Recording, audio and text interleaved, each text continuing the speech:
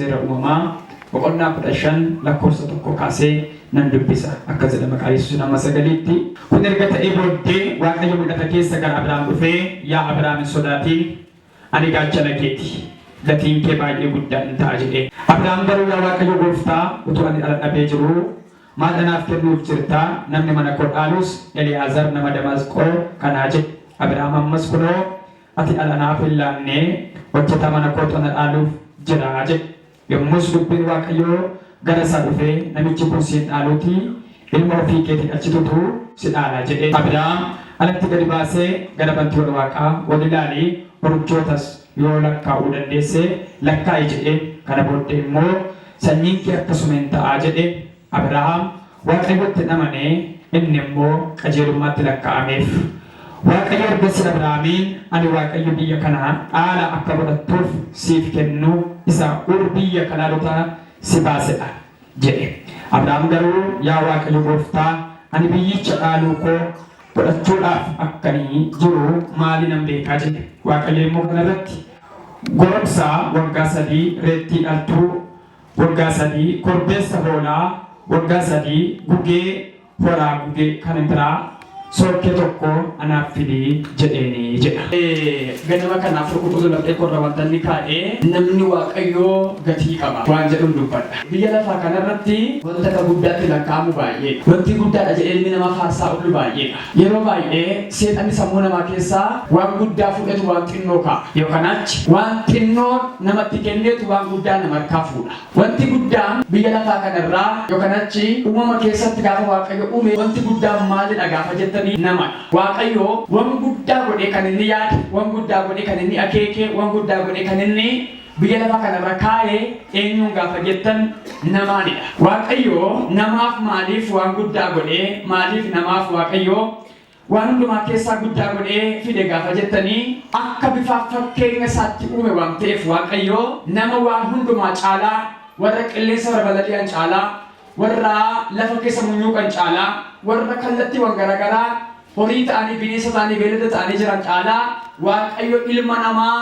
yaadee akeekee ofitti firoomseetu uume Waaqayyo. Kanaaf biyya lafaa kana keessatti Waaqayyo wanta guddaa kan inni kaa'ee eenyuun gaafa jettan namadha. Nama Waaqayyummaa tokkoon haasoo barbaada. Sagalee Waaqayyo keessaa gaafa laaltanii uumamni boqonnaa 15 waa'ee Abrahaam kaasa. Abrahaamiin yeroo Waaqayyotti dhufee kutaa kanarratti boqonnaa 15 irratti yeroo itti dubbatu yeroo Abrahaam maal keessa jirudha gaafa jettan yeroo Abrahaam gungummii keessa jirudha. Yeroo Abrahaam Waaqayyoon komee keessa jirudha. Waaqayyo kutaa kanarratti otoo Abrahaam isa komatu komee Abrahaamiin deebisuudhaaf Waaqayyotu mul'ataan gara Abrahaam dhufe. Abrahaam maaliif Waaqayyoon komataa gaafa jettan wanta inni itti Waaqayyoon komatuudhaaf sagal qabaa waan hundumaa gararraa waan hundumaa kamii garas Waaqayyoon amanatee Waaqayyoon abdii godhatee gaafa Waaqayyoo biyya kee keessaa lammii kee keessaa sanyii kee keessaa maatii abbaa kee keessaa naa ba'i gaafattiin jedhe Waaqayyoo sodaa tokko malee shakkii tokko malee Waaqayyoon gatii isaa godhateetu ba'e. Inni kan inni fudhatee ba'ee warreen kaan abbaansaa mucaaneessuma isaatii karaatti bilaafan. Garuu waan hundumaa Waaqayyo harkaa balleessee qobaasaa ol danda'e akka inni barbaade Waaqayyo. Walumaa galatti namni sagantaa Waaqayyoon ba'e Abrahaam namni akeeka Waaqayyoon ba'e Abrahaam Waaqayyo gaafa isa baase waadaa tokko galee baase. Waadaatti Waaqayyo baase waadaa maalitti gaafa jettanii ani sin eebbisaa saba guddaa sin godhaa jedhe Waaqayyo. Alasii kennu danda'u saba guddaa sin godhaa jedhe Waaqayyo. Saba baay'ee ta'uun harka Waaqayyo irratti yaadanii bitu Abrahaamiif. Waaqayyo Abrahaamiif akeeka inni qabu saba guddaa gochuu nama guddaa gochuudha. Garuu haa ta'u malee inni Waaqayyo dubbate daawwatamne waan ta'eedhaaf inni Waaqayyo jedhen taa'e waan ta'eedhaaf Abrahaamitti bitaa gale. Akkuma namoota baay'eetti bitaa galu waa'ee jireenya isaanii har'aa saboliin beeka waan ta'eedhaaf ilmi namaa immoo saaqaa malee sabolii beekuu hin danda'u yoo Waaqayyo ibsee jalatti. Kanaaf maal jedhanii Waaqayyo Abrahaamiitiin akkas jedhe mul'ata keessa Abrahaamiin yaa Abrahaamiin sodaatiin ani gaachana kee ittiin jedhe Waaqayyo. Abrahaamiin maaliif akkas jedhe gaafa jettan Abrahaam sodaa tokko qaba. Sodaan inni qabu sodaa akkamiiti gaafa jettanii mana isaa keessaa kan isa gargaaru Eliyaazar nama jedhamu nama Damasqoo tokko ture. Namni Damasqoo kun immoo na dhaala jedhee yaadaa jira. Wanta inni hore, wanta inni laffa'e, wanta inni ama'ee kaawwate qabeenya Abrahaam baay'ee inni qabu kan hundumaa ormaaf ta'a jedhee yaadaa jira. Waa lama yaada Abrahaam jechuudha karaa biraa. Tokko Waaqayyo natti dubbateera. Waadaa naa galeera. Inni Waaqayyo naan jedhe meerreedha. Lammaffaa immoo wantan horat ekana wantan ama ekana wantan dab ekana ummatu nagalan ala waaqayyo garuu akkas jedhee mul'ata keessaan yaa Abrahaam sodaati ani gaachana kee jedhe gaachanummaa waaqayyo kan sakamne gaafa jettan yoo tire dhabaa fakkaateyyuu yoo umuriin kennumeyyuu ani si gargaaruudhaaf si bukkee jiraadha. Kanaaf erga akkas jedhee booddee waaqayyo Abrahaamin akkas jedhee yaa waaqayyo jedhe Abrahaam immoo deebisee maaliif sodaatiin naan jetta ani gaachana keeti maaliif naan jetta utuun ala dhabee jiru maal anaaf gochuuf jirtaa jedheen amma wanta biraa waaqayyo irraa barbaadu maali dhagaafa jettan gatiin koo si harka herreenyi koo si harka kanan eeggachaa jiru si harka waantidhaaf maal naaf yaaddee girta maal naaf ilaallitee girtaa jedhe waaqayyo immoo akkas jedhe hin sodaatiin nati sodaatte kun sin dhaaluuti mana kee kan dhaalu jireenya kee kan dhaalu jilba kee keessaa kan ba'u muqaat ofii kee godhattudha. Namni gaafa gatii isaa waaqayyoon godhatu waaqayyo irratti waan hundumaa lakkaa'ata. Yoo dhalaa, yoo manaa, yoo jireenyaa, yoo makiinaa, yoo fayyaa, yoo waan hundumaa gatii isaa eenyu irratti lakkaawwate gaafa jettan waaqayyo irratti lakkaawwata.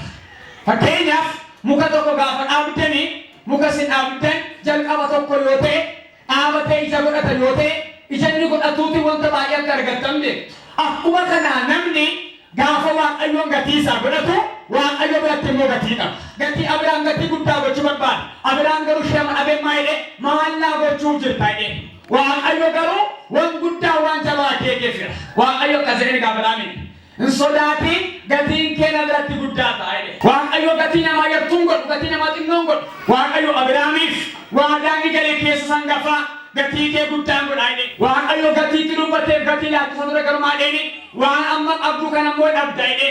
Ala kee dhabda biyya kee dhabda maasii kee dhabda jedhe. Lafa ormaa biyya ormaan sii qaba jedhe. Biyya ormaaf lafa ormaatti garuu kan ormaayyuu kanuma kee ta'a jedhe. Namni waaqayyoon gatii isaa godhatu wanti hundumtuu kan isaa ta'a. Gatii keessa waaqayyoon godhadhaa malee biyyi kamsi dhagaa. Lafti kam sabni kam si dhagaa. Yoo sin gaduu gatii keessan waan mul'ataa waan maqaabichaa godhattanii sin dhidhi biyyi lafaa kun. Fira waaqayyoo gaafa ta'u namni biyya lafaa mo'achuu danda'a sin hin jedheera. Abrahaam waan hundumaa caala sanyii isaa qaalaa waaqayyoon amanatee bahe. Anaa keessaa ba'ee garuu anaan kan dhaane. Meerree gaafattiin jedhe waaqayyo waan guddaa raajee fida. Kanaaf walumaa galatti jireenya amantoota irraa gaafa laaltan seeqan waan itti keessaa jirumaa inni meerree maal argatte waaqayyoof jiraatte malee waaqayyoof taate malee waaqayyoof kadhatte malee nama waaqayyoof hin jette malee isa kaleessa gaddaa sii wayyaa'e lakkisa sii wayyu kan kee dhufaa jira.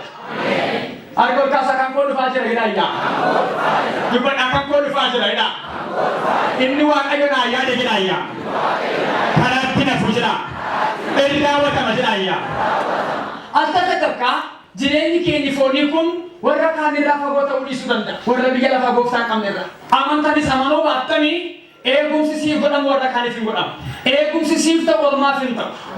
Maaliif gaafa jettan ati nama waaqayyoo ta'uu keerraa kan ka'e. Ati waaqayyoo buluu keerraa kan ka'e waaqayyoo siif gatii kennu qaba guyyaadhaa gara guyyaatti. Gatiin ilma namaa harka waaqa rafatu baay'eedha. Sagalee waaqayyoo keessaa gaafa laaltan waaqayyo ilma namaa kamiif iyyuu yaada. Ilma namaa kamiif iyyuu. Seera uumamaa boqonnaa tokko lakkoofsi 26 gaafa dubbiftan 27 akkamiin fakkeenya keenyatti nama uumna deemtu waaqayyo nama hundumaaf hin yaada. Erga yaadee booddee immoo ilma nama hundumaa maal kenneedha aaboo kenneefidha aaboo qabaadha jedhee nama hundumaaf hin yaada waaqayyo.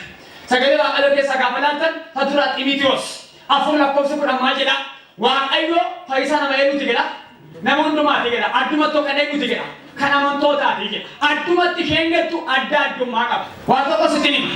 Biyya lafaa kuni warra kan biyya lafaaf kan isheeti. Warra kan waaqayyoo garuu biyya dhalati.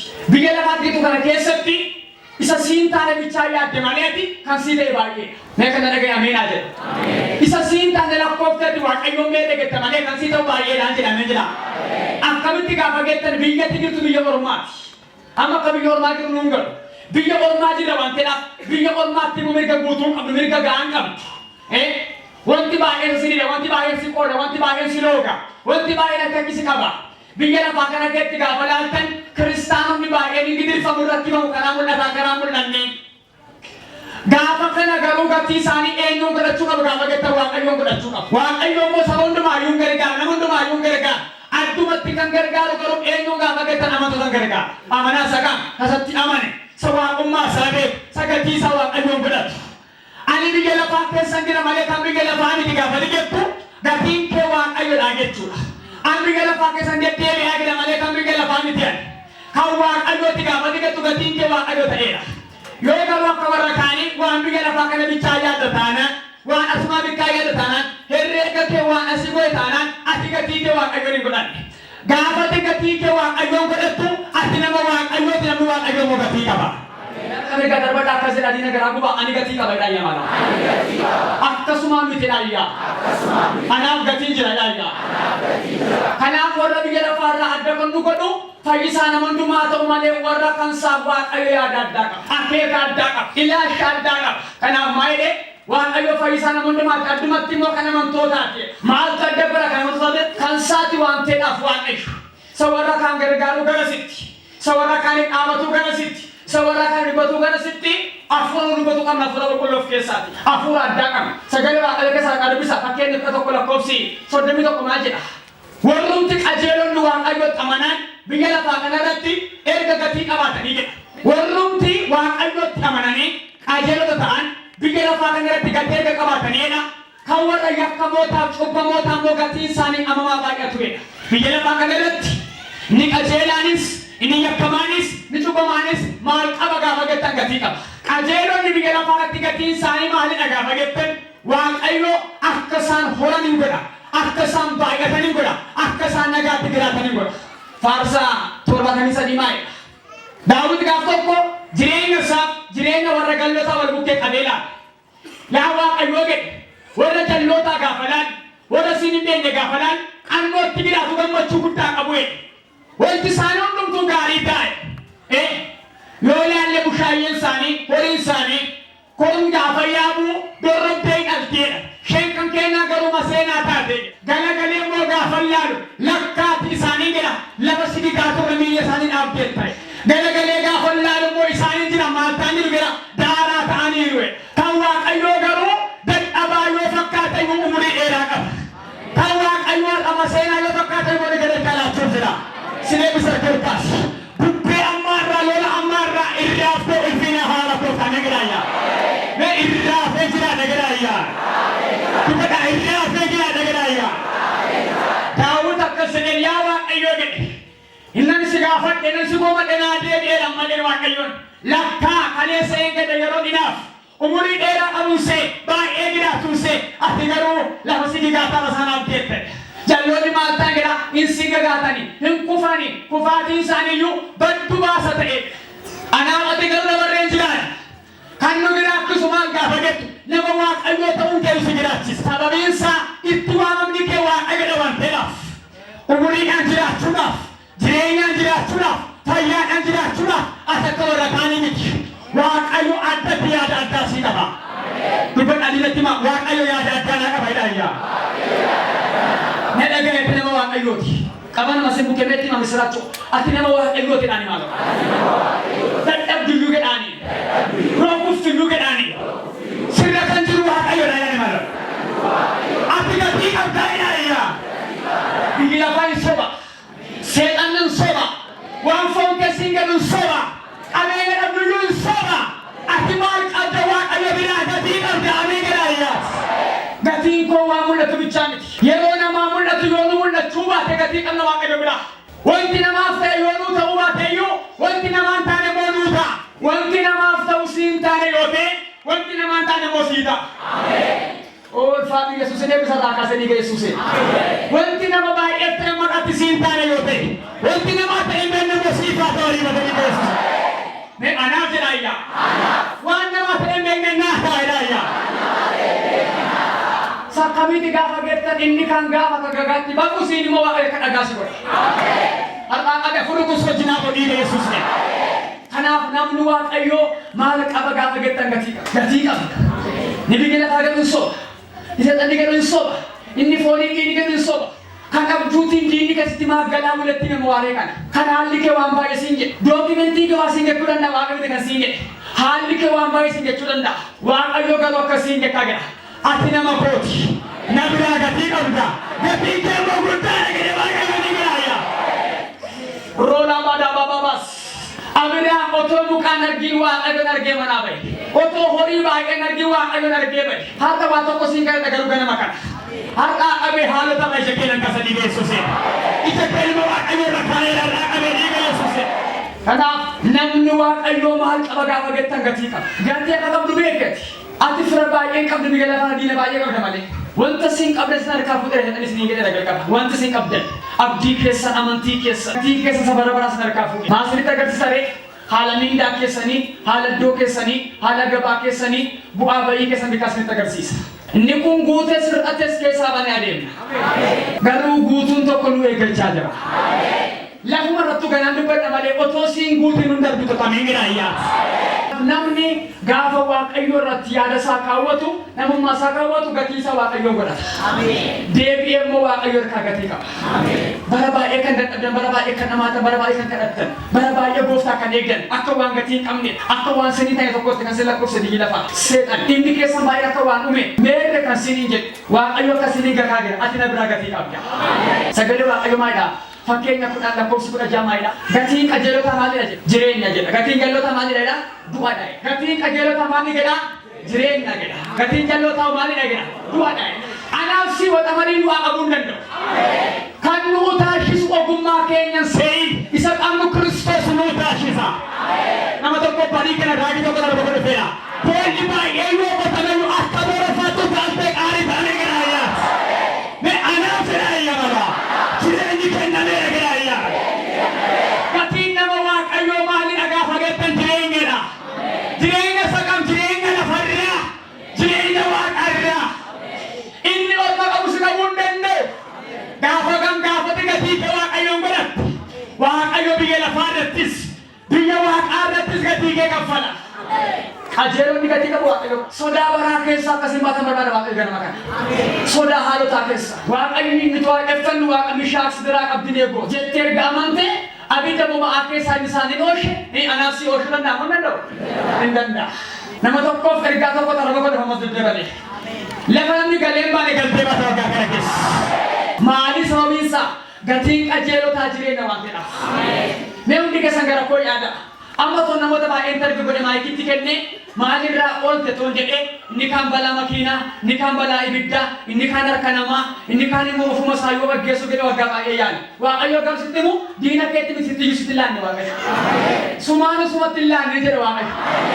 Wanti gaara hin jirre baay'ee kennama. Amma tokko tokko gaafatanii ani makiinarra si'a shanan garagalee hafee kan jedhu jira. Si'a kudhan kan jedhu jira. Yeroo meeqa seexanni nama natti bichisiisee lubbuu koo balleessuudhaan eeggatanii halkamnee kan jalaa ba'e kan jedhu jira as keessa. Biyya akkas akkasii deemee, iddoo akkas akkasii deemee, iddoo akkasii deemee, balaan akkasii ta'ee, ani garuu nagaa koon ba'e. Nama baay'ee na bukkee dhaalume, nama baay'ee akkas ta'e, gaaficha dhaggeeffatume jabina kee oolte miti. Gatii kee darga waaqayyo jira. Eegumsa waaqayyo sii baay'ateera. Namni kaleessa darbuutti amantu boris hin darbamaa jedhee waaqayyo kee nama ta'a. Mee gatiin koo jireenya jedhaa ayyaana. Duuni yeroo malee nan danda'u jedhaa ayyaana. Akol kasne pisa. Sabi ke la pia ora kasne ke Yesus. Ahora diga yes. Namni waaqayyo maal qaba gaafa gettan gatii qaba. Beta ka waan si galachiisa. Ati dhuguma nama waaqayyo ta'uu kee beeknaan karaa Kiristoos qajeela ta'uu kee beeknaan akka Abrahaam Looxiif kadhatee waaqayyo Sodomee irraa oolchee kadhatee biyya oolchuu dandeessa. Maatii kee oolchuu dandeessa. Firoota kee oolchuu dandeessa. Biyya lafaa macamaa jiru kana, biyya lafaa dukkanaa jiru kana keessatti waaqayyo gatii kee gatii du'aan godhu. Sirna darbee waaqayyo maatii kee golbooba. Ilaa kadhannaa keetti nama baay'eetu gollarraa qabe dhiiga Yesuusee. Kanaaf namni waaqayyo maal qaba gaafa gettan gatii qaba. Namni waaqayyo inni tokko nama waaqayyo irraa amantii qabudha. Namni waaqayyo eenyudha gaafa gettan nama waaqayyo irraa amantii qabudha. Amantii jechuun maal jechuudha? Waaqayyo akka isa wajjin jiru. Inni kan waaqayyo akka ta'e, waaqayyo kan isaa akka ta'e. Jireenyi isaa hundumtu kan waaqayyo akka ta'e. Nagaan isaa, gaa'illi isaa, hojiin isaa kan waaqayyo akka ta'e gaafa amanu namni akkasii nama miti gaafa gettan nama waaqayyooti. Namoonni waaqayyoo gatii isaanii lafarraa qala, gatii isaanii waaqarraa yaadu. Gatii kee waaqarraa gaafa yaaddu immoo gatiin kee lafarraa guddaata. Yoo garuu gatii kee waaqarraa gattee gatiin kee lafarraa sadarkaa macamaa si galaata. Borcamaa si galaata. Bifa si galaa gadhiisa. Sagalee waaqayyoo keessaa Ibroota boqonnaa 10:34 gaafa dubbifta 35 wajjin gaafa dubbiftanii waa tokko jedha. Keessumaa 35 maalidha? Amanannaa keessa isa gatii guddaa sinii qabu amanachuu hin dhiisinaa. Namni tokko Kiristoos Yesuusin gaafa amanatu amantii isaa gaafa waaqayyo irra kaawwatu maal qaba gaafa gettan gatii guddaa qaba. Namni yoo gidirfame yoo rakkifame yoo dhiitame yoo rakkate amantii sagatutti irra jiraatu. Soddomii afarratti gaafa illee bitan maayidha. Isin baay'een keessanidha gaafa gidirfamtan gaafa biyya lafaa keetti wannaan soqabamtan gaaficha nu dhaabatanitti waamtedhaaf ammas jedha amanannaa keessan sagatii guddaa qabu maaliin godhiinaadha. Ingatiinaa qabadha malee jedha. Namni gaafa waaqayyoon amanatu namni gaafa waaqayyoon amantii qabaatu maal qaba gaafa gettan jireenya caaluu qaba ulfina caaluu qaba eebba caaluu qaba. Tasnarkaa ba'e caalaa inni sanarka galuu jiru hin caalu. Gaafa gettan gaafa amantii keessa waaqayyoon keessa baay'ee keessan seexanni gooftaa harkaa sin fuudhuuf jedhee waa baay'ee si gala rukuteera. Warra kaan keessan eebba keessan, warra kaan jireenya keessan, warra kaan maatii keessan, warra kaan fayyaa keessan. Baay'ee keessan siniin galu maaliif akka lolamta, maaliif akka rukutamta, maaliif akka miidhamtan.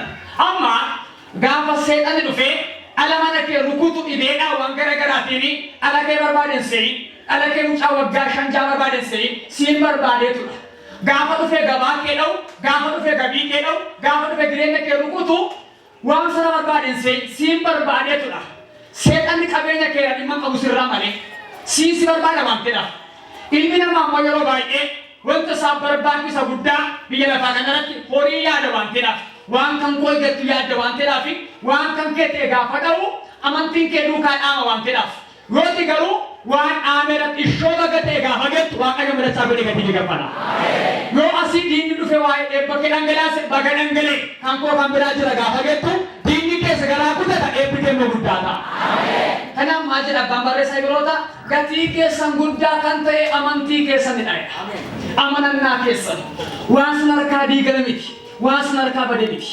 Wanti sin harkaa ba'e baay'eensaa gooftaa harkaa sin baasuuf ture. Ati garuu hin baane mar'aatti.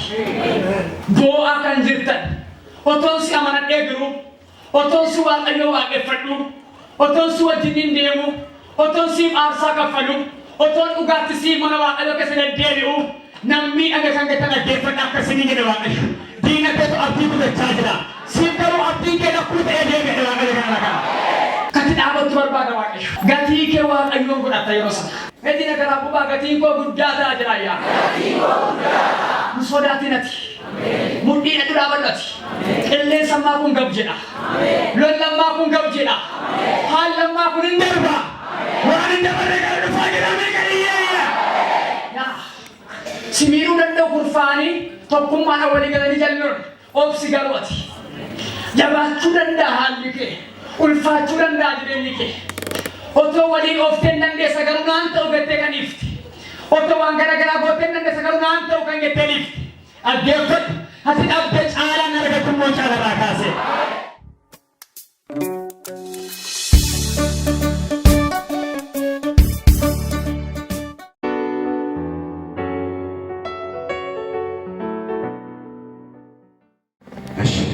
Maqaan keessan eenyudha? Waaqayyo maal isiniif godhe? Maqaan koo Latiifa Fiqaaduun jedhama. Waaqayyo waan guddaa naa godhe. Wanti Waaqayyo namaaf godhe dubbatamee dhumuu garuu muraasa isaa immoo keessaanan dubbadha. Mee Waaqayyo isa waan hundumaa godhu isa akkatti nu bareechee nagaa nuuf kennee jireenya nuuf kennee otoo baay'een jireenya hin dhabanii otoo kaan du'anii badanii nuun immoo fuula isaa babbareechee nagaa maatii keenya nagaa ilmoo keenya nagaa waan hundumaan guutuu nu godhee isa nu bareechee lafa kana nu teessisee sagalee isaa isa jajjabinaa nuuf ergeemmee Waaqayyoon tokkicha naa galateeffadha.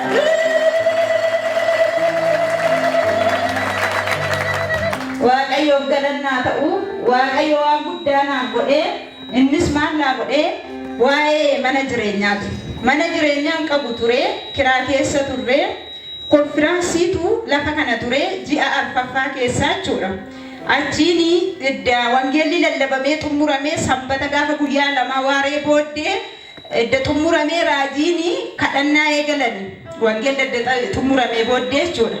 Achiini jidaan waggaa dheeraa yeroo dheeraa namoonni sin jalaa dige jidaan keessa sun har'an didu sin jalaan didu isinii jalaa howwaata namoonni akkasii warri bishaan qabdani bishaan kan ol kaafadha warri immoo bishaanicha of harkaa qabne biyyoo lafa kanaa qunxuradha irratti kadhadha didaan keessa yeroo dheeraa balballi cufamaan kanaan hin banamaa warri mana jireenyaa qabne kanaan mana jireenyaa argattu warri hojiin isin dide kanaan hojiin keessan hin milkaa'ati irratti kadhadha ol qabaa jedhan achiin warri kan bishaan ol qabatanii ani biyyoo lafa kanaan kun turadhe raajiin irratti kadhatanii isinii xumurameera isinii raawwatameera namoonni baay'een isinii xumuramee 2014 kana keessa tokko 15 hin ce'in dhugabaatiif dhuftu waaqayyo isiniif xumuraa jedhan achiin galeeni warri mana jireenyaa hin qabne gala biyyoo kana bishaan kanas gibbicha keessatti facaasaa warri immoo dookimentii keessan didaa waggaa dheeraa hojii keessan isumarratti yaadaati irratti naqaa jedhan achiin galeen amantiin egaa yaa waaqayyoon jedhe seeneen gibbii keessa seenee warri immoo yeroo baay'ee namoonni as keessaa jedhan baarrii irra dhaabbatanii amma yoomittan baarrii namaa ankwaa ka'aa jettan as keessa jirtu waaqayyo galataaniin isin dhaabasiniin jedhaan ameen jedhee kan kooti jedhee nan jedha jechicha nan fudhadheen gale akkuma jedhe immoo naaf ta'e achiin galee otoo mana seeniin biyyicha galeen amantiin egaa gowwummaadhaan beekumsaan garraamummaadhaan jedheen biyyicha nan facaasee manatti ol galeen zimum jedhee mucaa siistarii koo na bira dhirtii isaanis kanan jennee ishiitti be ishiinin ta'a waaqayyo waan hin gooneen jiru jettee kolfinee dhiisne achiin beektu yoo ta'e namoonni baay'ee safarri kun na beektu mana keessa turre sana mana barnootaatiif ijaaramee amma mana barumsaa ta'ee jiraachuudhaas ilillii birraa achi safarri kunuunni akkam goonaa manichi baqannillee baay'ee dhiphata abbaan mana sanaa dhugaadha dhiphatu maal goonaa safara kana isinii barbaanna malee eessatti iyyuu baatan akkam goonaachaa turan achiinani abdii isa kana qaba waaqayyo namaa miti dubbisaaf amanamaadha nama jedhee nuugaa jedhee nana mana innis immoo akkas jedhan abbaa manaa koo har'a mormiti waaqayyo waan godhu hin beeku jedha safarri kunillee mana nu barbaadutti jedhaniiru isaanis innis baay'ee dhiphachaa ture achiin kallattii hin beekamne dhugaadha amma ammaatti gaaffii namoota baay'eef ta'ee nuufillee gaaffii ta'ee kallattii hin beekamne otoo mana kiraa barbaannu waaqayyo mana nutti ijaaree kunoo asuma safara kana kallattii yaadamne kallattii ittiin beekamneen nu gargaaree bakka mijataa iddoo mijataati waaqayyo na gargaaree bitadhee itti galee gaafa ji'a tokko 11 guyyaa 25 itti galee waaqayyoon naa galateeffadha.